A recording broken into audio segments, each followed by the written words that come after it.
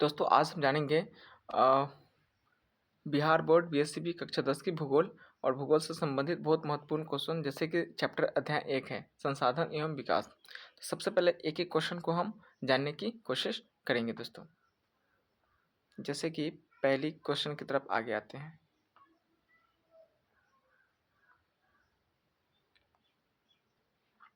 पहला क्वेश्चन है, किसने कहा था कि हमारे पास हर व्यक्ति की आवश्यकता पूर्ति के लिए बहुत कुछ है लेकिन किसी के लालच की संतुष्टि के लिए नहीं है। तो इसका आंसर हो जाएगा दोस्तों महात्मा गांधी। महात्मा गांधी ने हमारे देश में कहा था कि हमारे पास बहुत कुछ है पर किसी व्यक्ति के लालच की वजह से हमारे पास वो आवश्यकता के लिए नहीं हो पा रही है। क्वेश्चन नंबर 2 दोस्तों, इस क्वेश्चन को ध्यान से देखते हैं। स्मॉल इज ब्यूटीफुल यानी कि स्मॉल क्या है, छोटा क्या है, सुंदर है, पुस्तक के लेखक कौन है? स्मॉल इज ब्यूटीफुल पुस्तक के लेखक कौन है? शुमाकर। क्या दोस्तों इसका आंसर शुमाकर हो जाएगा। दोस्तों ये एन ई पी है ना, न्यू पॉलिसी 2026 जो था, न्यू एजुकेशन पॉलिसी, उसके तहत वाली मतलब नई बुक की है, नई एनसीईआरटी बुक की है। एनसीईआरटी नई एनसीईआरटी बुक की सभी क्वेश्चन है दोस्तों। तो यहाँ लिखा गया है क्वेश्चन, स्मॉल इज ब्यूटीफुल पुस्तक के लेखक कौन है? तो शुमाकर हो जाएगा। शुमाकर क्या हो जाएगा दोस्तों? Schumacher. Small is beautiful Schumacher. आगे देखते हैं।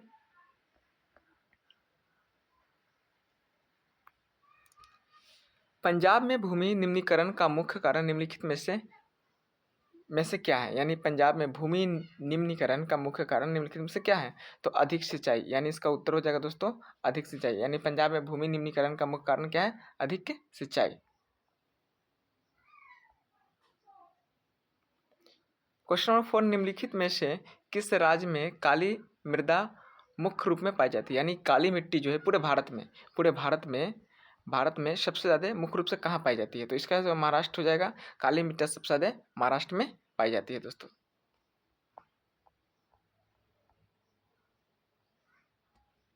अब देखो क्वेश्चन है, काली मिट्टी का दूसरा नाम क्या है? यानी काली जो मृदा है यानी मिट्टी है उसका दूसरा नाम क्या है? रेगुर मिट्टी। काली मिट्टी को हम रेगुर मिट्टी के भी नाम से जानते हैं, है ना। जो ये रेगुर मिट्टी कपास की खेती के लिए है ना, कपास की खेती के लिए है ना, खेती के लिए अधिक फायदेमंद होती है दोस्तों।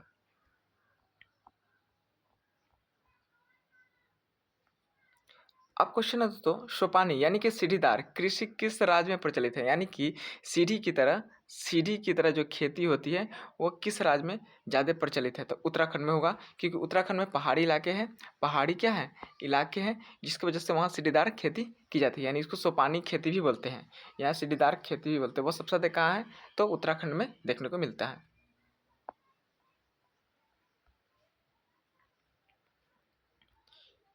क्वेश्चन नंबर 7 है दोस्तों, भारत का कुल भौगोलिक क्षेत्रफल कितना है? यानी कि भारत जो हमारी नक्शा है, भारत की जो नक्शा है उसका कुल भौगोलिक क्षेत्रफल कितनी है? यानी भारत के नक्शा का कुल भौगोलिक तो 32.8 लाख वर्ग किलोमीटर है। यानी कि 32.8 लाख वर्ग किलोमीटर है दोस्तों। वर्ग किलोमीटर में बोलेंगे, लाख लाख वर्ग किलोमीटर 32.8 लाख वर्ग किलोमीटर में है।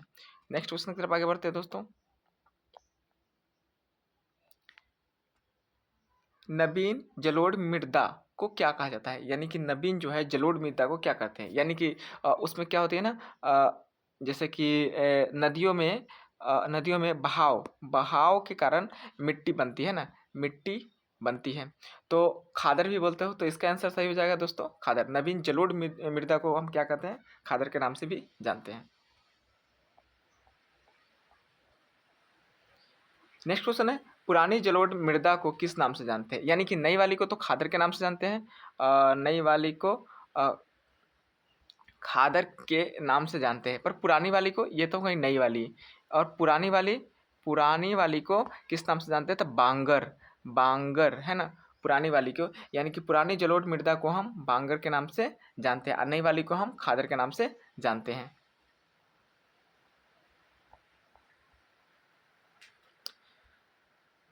लौ अयस्क किस प्रकार का संसाधन है? लोहा जो है, यानी कि लौ अयस्क जो है किस प्रकार का संसाधन है दोस्तों? तो अनवीकरणीय है, यानी कि अनवीकरणीय है, यानी कि सीमित संसाधन है। क्या है? सीमित संसाधन है, सीमित संसाधन है। इसको दोबारा हम खुद से नहीं बना सकते हैं, इसलिए क्या है? ये सीमित संसाधन है, अनवीकरणीय संसाधन है दोस्तों।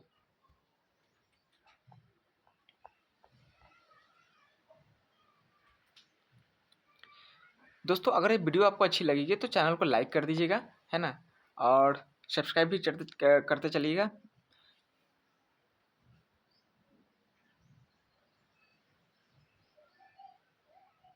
जैसे कि क्वेश्चन है 11, पवन ऊर्जा किस प्रकार का संसाधन है? यानी कि वायु की बात हो रही है। वायु जो है किस प्रकार की क्या है? संसाधन है ना। हवा यानी हवा किस प्रकार के संसाधन है? तो नवीकरणीय योग्य हो जाएगा, क्योंकि हवा जो है ना, हवा को हम लोग नष्ट तो नहीं कर सकते हैं, और इसे हम क्या कर सकते हैं, मतलब एक्चुअली हमेशा इस्तेमाल कर सकते हैं, कभी तो समाप्त नहीं हो सकती है ये, हमेशा हम इसको क्या कर सकते हैं? इस्तेमाल कर सकते हैं, इसलिए नवीकरणीय हो जाएगी। जो समाप्त हो जाएगी वो अनवीकरणीय इसको बोल सकते हैं, है ना। तो आगे बढ़ते हैं दोस्तों।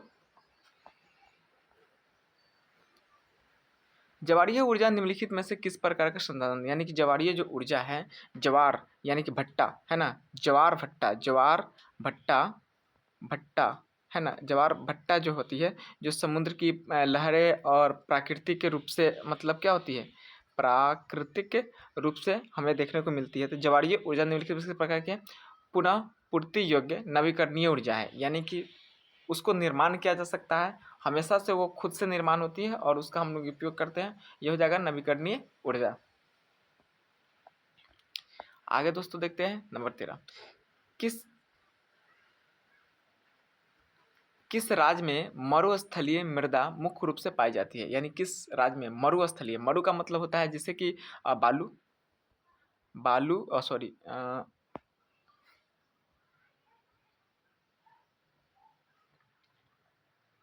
बालू वाली मिट्टी, है ना, मतलब कहाँ पे पाई जाती है? तो इसका आंसर है राजस्थान दोस्तों।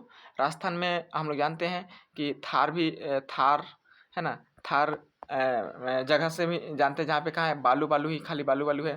तो यानी किस राज्य में मरुस्थली यानी कि बालू वाली मृदा है, तो आपको राजस्थान में मिलेगा। हालांकि बालू वाली मृदा तो बहुत जगह है, लेकिन पूरी तरह से अगर देखा जाए तो ये राजस्थान ही होगा इसका आंसर।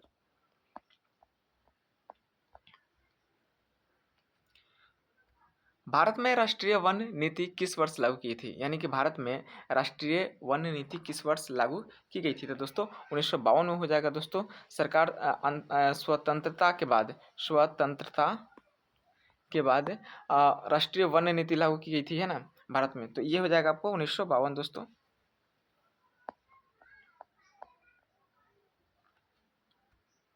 राष्ट्रीय वन नीति 1952 के अनुसार देश के कितने प्रतिशत भू भाग पर वन होना आवश्यक है? यानी कि जंगल होना क्या है? आवश्यक है देश के कितने भागों पे? तो इसका आंसर हो जाएगा दोस्तों आपको 33%, यानी कि जमीन का 33% भाग पर क्या होना चाहिए? यानी कि बगीचा, बगीचा या वन होनी चाहिए, वन यानी कि जंगल होनी चाहिए, है ना। यानी कि 1952 में क्या हुआ था? एक राष्ट्रीय वन नीति अपनाई गई थी, लागू की गई थी, और उसके हिसाब से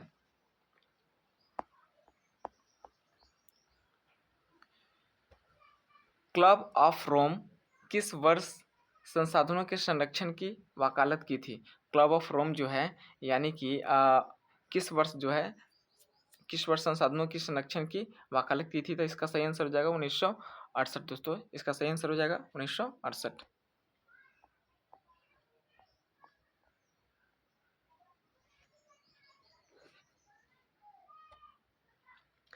प्रथम पृथ्वी सम्मेलन, यानी कि प्रथम पृथ्वी सम्मेलन 1992 किस शहर में आयोजित हुआ था? तो ये हो जाएगा रियो डी जेनेरो, यानी कि रियो डी जेनेरो में ये मतलब क्या हुआ था? आयोजित की गई थी। यानी प्रथम पृथ्वी सम्मेलन जो है 1992 जो किस शहर में आयोजित की गई थी? तो Rio de Janeiro, Rio de Janeiro में मतलब क्या हुई थी? आयोजित की गई थी उस प्रथम पृथ्वी सम्मेलन 1992।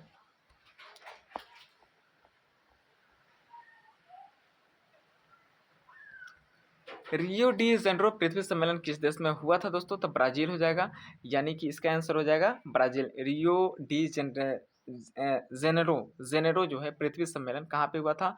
तो ब्राजील में हुआ था। कब हुआ था? तो 1992 में, यानी कि 1992 में हुआ था, 1992 में हुआ था।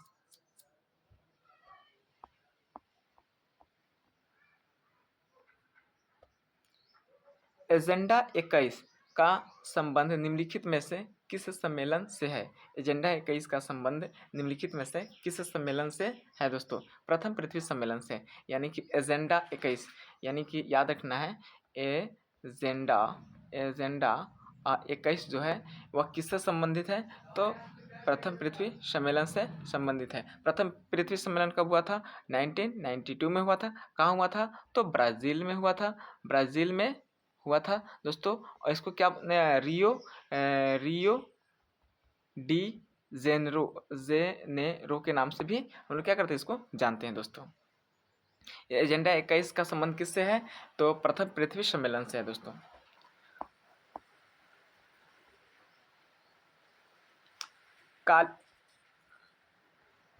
काली मृदा निम्नलिखित में से किस फसल के लिए सबसे उपयुक्त मानी जाती है? तो कपास ही है। काली मृदा सबसे ज़्यादा भारत में कहाँ पाई जाती है? तो ये हो जाएगा महाराष्ट्र में। महाराष्ट्र में, है ना, महाराष्ट्र में सबसे ज़्यादा पाई जाती है दोस्तों।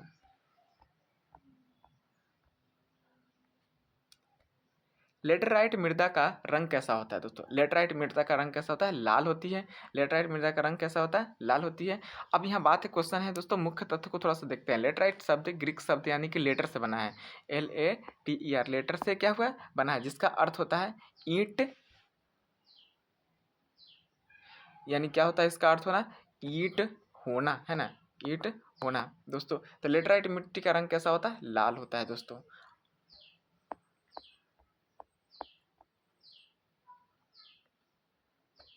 किस प्रकार की मृदा में नमी धारण करने की क्षमता अत्यधिक होती है? यानी कि काली मिट्टी में। काली मिट्टी में मृदा जो है, काली मिट्टी में, इसमें नमी को यानी कि पानी को पानी को अपने अंदर रोकने की क्षमता होती है। रोकने की क्या होती है? क्षमता होती है। यानी कि किसमें? काली मिट्टी में। काली मिट्टी कहाँ पाई जाती है? महाराष्ट्र में। महाराष्ट्र में। इसमें कौन सा खेती होती है? तो कपास की। चलिए आगे बढ़ते हैं दोस्तों।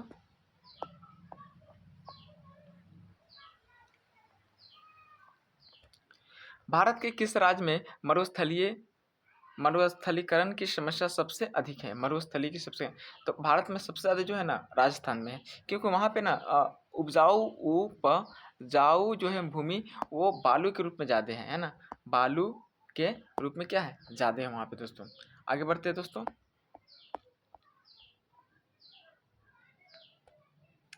भारत के कितने प्रतिशत क्षेत्र पर मैदान का विस्तार है? हम जानते हैं कि 33% क्षेत्र पर क्या है? वन होनी चाहिए, जो समझौता 1952 में की गई थी, वन समझौता के तहत, है ना। लेकिन यहाँ पर कह रही है कि कितने प्रतिशत क्षेत्र में मैदान होनी चाहिए, तो इसका हो जाएगा 43% क्षेत्र में क्या होनी चाहिए? मैदान होनी चाहिए। 43% क्षेत्र में क्या होनी चाहिए? मैदान होनी चाहिए दोस्तों। आगे बढ़ते हैं। भारत में पठारी क्षेत्र का प्रतिशत कितना है? भारत के अंदर में पठारी जो क्षेत्र है उसका प्रतिशत कितना है? पठार का मतलब होता है जैसे कि क्या बोलते हैं, एक प्रकार का वो चट्टान जैसे जहाँ पे मतलब खेती पॉसिबल ही नहीं है, एकदम समतल फ्लैट जगह ऐसे, है ना। तो वो लगभग 27% है दोस्तों। यानी कि देश के 27% हिस्से में जिसमें खनिजों जीवाश्म ईंधनों को मतलब क्या कहा जाता है, रोक के रखा गया, यानी पठारी क्षेत्र है। तो दोस्तों टोटल मेरे पास 40 क्वेश्चन थे, पर मैं इसमें से 25 क्वेश्चन को ही पढ़ाऊँगा क्योंकि वीडियो लंबी हो जाती है, तो आप लोग थोड़ा सा इसमें ध्यान नहीं देते हैं। अगर आप लोग जब ध्यान देने लगेंगे तो हम बहुत सारे क्वेश्चन को भी इस तरह से रिवाइज़ करेंगे और आपके सामने रखेंगे। मिलते हैं अगली वीडियो के लिए। आज के लिए इतना ही।